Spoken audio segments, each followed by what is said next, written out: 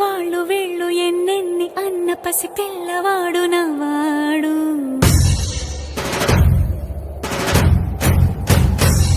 విడుముండోడు అని ఊరు వాడ అనుకున్న గాని మహారాజు నాకు నవ్వాడు.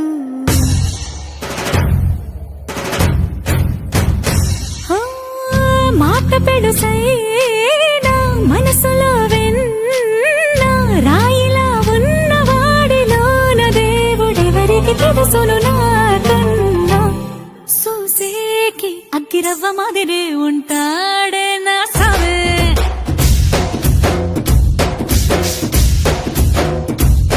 మెత్తాని పత్తి పువ్వుల మరేసంటాడే నా సావే.